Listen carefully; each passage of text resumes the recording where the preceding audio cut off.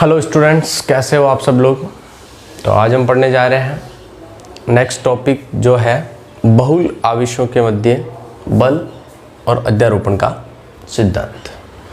अध्यारोपण के सिद्धांत को शुरू करते हैं हम।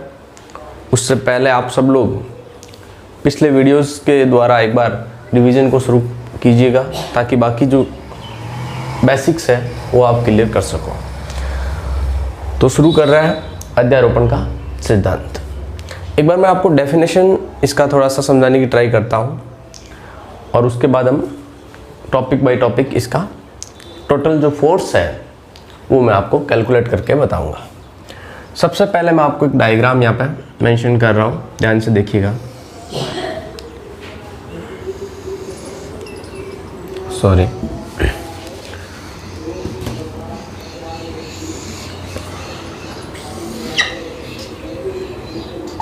उम्मीद करता हूँ कि आपको डायग्राम अच्छे से दिख रहा है।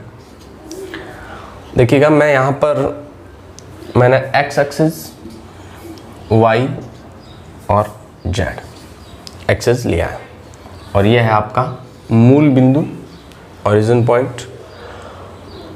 और मैंने इस निकाय में एक परीक्षण आवेश लिया है जिसे आप बोलते हो क्यू नॉट।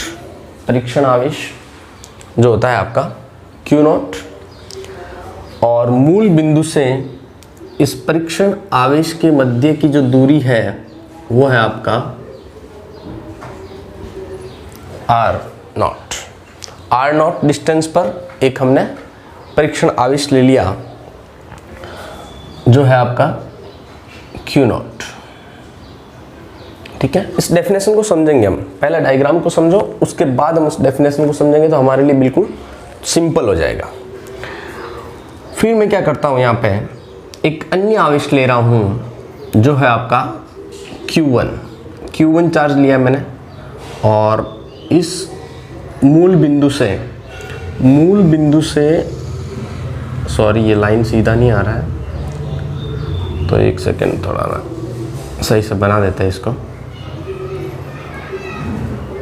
यहाँ पर आपका Q1 चार्ज है, ठीक है, अब ठीक है। तो मैंने एक चार्ज लिया यहाँ पे Q1, वो भी आपके मूल बिंदु से, और इनके बीच का जो डिस्टेंस है वो ले लिया मैंने R1 डिस्टेंस। ठीक है जी। एक चार्ज हम और ले लेते हैं जो ले लिया मैंने Q2, जो मूल बिंदु से R2 दूरी पर स्थित है, जो आपका R2 दूरी पर स्थित है। एक अंतिम चार्ज ले लेते हैं हम जिसे हम मान लेंगे Qn। तो ये चार्ज ले लिया मैंने यहाँ पे Qn चार्ज, जो आपकी Rn डिस्टेंस पर स्थित है। ठीक है, हमने एक निकाय बनाया, इसमें सबसे पहले एक परीक्षण आवेश लिया। परीक्षण चार्ज का मतलब होता है ये बहुत ही अत्यल्प होता है बाकी चार्ज की तुलना में, फर्स्ट चीज। दूसरा, ये हमेशा धनात्मक होता है। ये दो फैक्ट्स आपको याद रखना है। ये परीक्षण चार्ज है और ये अन्य Q1, Q2 और Qn चार्ज हमने ले रखे हैं। जैसा कि आप सबको पता है, Q0 परीक्षण चार्ज है और Q1 चार्ज है। इन दोनों के बीच में कूलॉम्स लॉ विद्युतीय बल लगेगा, क्योंकि ये धनात्मक चार्ज है तो इसको उधर की तरफ ये धक्का देगा, इस तरफ। तो यहां पर जो फोर्स लगेगा वो कौन सा होगा, देखिएगा। Q0 पर फोर्स लग रहा है, किस पे लग रहा है, Q0 पर। किसके कारण लग रहा है, Q1 के कारण लग रहा है। तो ये फोर्स हो गया आपका F01। ठीक है, इन दोनों के बीच का जो डिस्टेंस है उसे लिख सकता हूं मैं R01। ये इन दोनों के बीच का, Q1 और Q0 के बीच का। इसी प्रकार से आप Q0 और Q2 के बीच में फोर्स कैलकुलेट करेंगे तो देखिएगा, ये इस तरफ धक्का देगा इसको, Q0 इस Q2 जो है वो Q0 को इस तरफ धकेलेगा। तो Q0 पे लगा रहा है तो Q0 पे फोर्स लगा, कितना हो जाएगा, Q0 पे लगा तो F0 किसके कारण लग रहा है, 2 के कारण, F02। और इन दोनों के बीच का जो डिस्टेंस होगा वो कितना हो जाएगा, R02। किसके बीच का, इन दोनों के बीच का। नेक्स्ट देखिएगा, QN के कारण जो फोर्स लगेगा Q0 पर, उसको कैलकुलेट करते हैं। देखिए QN के कारण, तो ये लाइन एग्जैक्ट जाना चाहिए, तो थोड़ा मैं पीछे रख लेता हूँ इसको, QN को यहाँ पे, QN, ताकि डायग्राम अच्छे से बन जाए। तो इसका यहाँ पे इस तरफ जाएगा, ठीक है। तो QN और Q0 के बीच का जो डिस्टेंस होगा उसको मान सकते हैं हम R0N। Q0 और QN के बीच का डिस्टेंस R0N, और यहाँ पर जो फोर्स होगा वो आपको पता होगा, Q0 पे लगाए तो F0, और किसकी वजह से लगा, N की वजह से। तो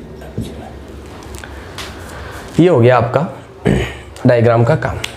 लेकिन इस डायग्राम से हमने क्या समझा और क्या कैलकुलेट करने जा रहे हैं वो हम डेफिनेशन और इन दोनों को मिलाकर समझते हैं। देखिएगा, किसी स्तर बिंदु आवेश पर हमने एक स्तर बिंदु आवेश ले लिया Q0, अन्य स्तर बिंदु आवेशों के कारण, अन्य स्तर बिंदु आवेश कौन सा है, Q1 है, Q2 है और Qn है, ठीक है, ध्यान से समझिएगा। अन्य स्तर बिंदु आवेशों के कारण लगने वाले परिणामी बल, इसका मतलब क्या हुआ, देखिएगा, Q1 जो है वो Q0 पर बल लगाएगा, Q2 जो है Q0 पर बल अप्लाई करेगा, और Qn जो है Q0 पर बल अप्लाई करेगा। तो लगने वाला परिणामी बल का मतलब क्या हुआ, Q1 इस पे लगाएगा वो, Q2 लगाएगा वो, और Qn जो लगाएगा वो, तीनों का जो योग परिणामी बल हो जाएगा। उस परिणामी बल उस आवेश पर, कौन से आवेश पर, Q0 पर, उस आवेश पर अन्य प्रत्येक आवेश के कारण लगने वाले अलग अलग बलों के, अन्य प्रत्येक आवेश के कारण, यानी इस Q0 पर जो बल लगेगा वो अन्य प्रत्येक आवेश, यानी Q1, Q2, Qn, अन्य प्रत्येक आवेश के कारण लगने वाले अलग अलग बलों के सदिश योग के बराबर होता है, सदिश योग के बराबर होता है। इसका मतलब ये हो गया, ध्यान से देखिएगा, किसी स्तर बिंदु आवेश पर अन्य स्तर बिंदु आवेशों के कारण लगने वाला बल, स्तर बिंदु आवेश, किसी स्तर बिंदु आवेश कौन है यहाँ पे, Q0 के कारण अन्य बिंदु आवेशों के कारण लगने वाला परिणामी बल, अन्य बिंदु आवेश के कारण, यानी इसकी वजह से इस पर जो बल लगा, कौन सा लगा, चलो देखते हैं, ध्यान दीजिएगा।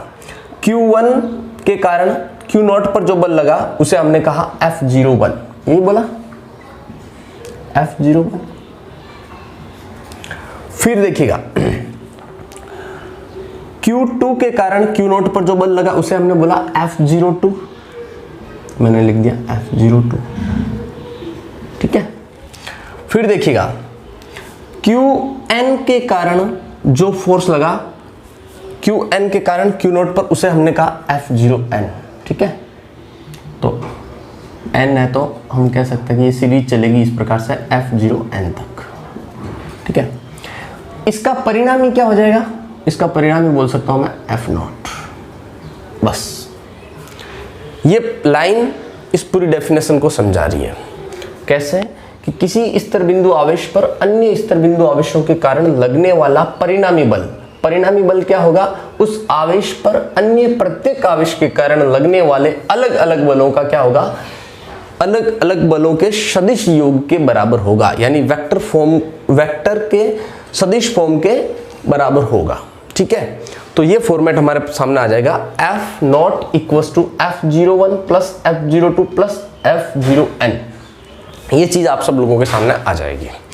अब हम देखते हैं, हमें यहाँ पर F0 कैलकुलेट करना है, यानी कि टोटल बल कितना होगा, इस Q0 पर टोटल बल कितना लगेगा वो हम यहाँ पर कैलकुलेट करेंगे।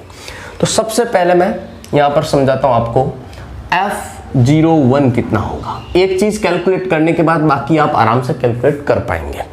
यदि आपको इस डायग्राम में से इस चीज को कैलकुलेट करने में प्रॉब्लम आए तो आप सिंपल सा एक काम करना कि देखिएगा F01 कहां पर है, उसको पकड़ो। सबसे पहला तो F01 देखो, Q1 Q0 और उसकी Q0 को उसने उस तरफ धकेला, तो यहाँ पर फोर्स लगा F01। इस F01 वाला जो लाइन है उसको हम क्या करते हैं, यहाँ पर बना लेते हैं। जैसे कि Q1 था, ओके जी, धकेला किसको, परीक्षण चार्ज को किस तरफ, उधर, और फोर्स कौन सा लगा, F01, यही लगा, और इनके बीच का डिस्टेंस है R01। ये हमने डायग्राम यहाँ पे छोटा सा बना लिया। अब मैं आपको बोलूं इसके ऊपर आप कूलॉम्स लॉ अप्लाई करो, तो बिल्कुल आराम से कूलॉम्स लॉ अप्लाई कर सकते हैं आप। कैसे करेंगे बताइएगा मुझे। ये दो चार्ज है, कूलॉम्स क्या बोलता है, K, दो चार्ज कौन सा है, Q0 Q1, तो Q0 Q1 divided by distance का स्क्वायर, डिस्टेंस कितना है R01, तो R01 का स्क्वायर, और इसको मैं यहाँ पे मॉड ऑफ R01 का स्क्वायर लिख सकता हूँ, ठीक है। और सदिश फॉर्म में लिखूँ तो R01 कैफ। ये चीज़ मैंने आपको सदिश निरूपण कैसे करता है ये मैंने पिछले वीडियो में बता रखा है, तो आप जाकर चेक कर सकते हैं कि ये कैसे आता है, ठीक है जी। और ये चीज़ आपको समझ में आई हुई है, इसलिए मैं इसको यहाँ पर नहीं समझाऊंगा, आपको पिछला वीडियो देखना होगा। तो F01 की वैल्यू आपके पास आ गई कि ये वाली आनी है, ये वाली। ऐसे ही यदि आपको फर्स्ट कंडीशन निकाल ली, फर्स्ट कंडीशन से आप क्या कर सकते हो, सेकंड और थर्ड कंडीशन भी निकाल सकते हो। कैसे, F02 का वैल्यू निकाल सकते हो आप, कैसे, कितना आएगा देखिएगा, K Q0, अब की बार Q2 आ जाएगा चार्ज, और यहाँ पर डिस्टेंस R02 का स्क्वायर, ये मॉड में आ जाएगा।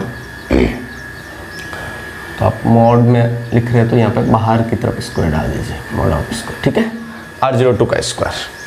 अब देखिएगा ये हो जाएगा आपका R02 कैफ, ये हो गया आपका सेकंड इक्वेशन। फर्स्ट हो गया K Q0 Q1 R01 का स्क्वायर, यहाँ पे R01 कैफ आ गया, सेकंड आ गया। अब देखिएगा कितने फोर्स लगे आपके पास, एक फोर्स और बच गया, F01 आ गया, F02 आ गया, तो F0n निकाल लीजिए आप एक, वो कितना आएगा, K Q0 Qn R0n का स्क्वायर, और यहाँ पर आ जाएगा R0n कैफ, ठीक है। कितनी इक्वेशंस आ गई आपके पास में, तीन इक्वेशन आपके पास आ गई, F01 F02 और F0n, ये तीन इक्वेशन आपके पास आ गई। अब आपको परिणामी फोर्स आपको निकालना है, वो भी सदिश योग के बराबर होगा, हमें पता है। तो ये सदिश फॉर्मेट में हमने ये परिणामी बल लिख रखा है। यहाँ पे हम क्या करेंगे, ये तीनों वैल्यू, तीनों जो समीकरण है, इसको समीकरण ए दे देता हूँ मैं, ये वैल्यू हम उसके अंदर पुट कर देंगे। तो पुट करने के बाद हमारे पास क्या रिजल्ट्स आएंगे वो देखते हैं। मैं आपको यहाँ पे डायग्राम मिटा रहा हूँ, यहाँ पे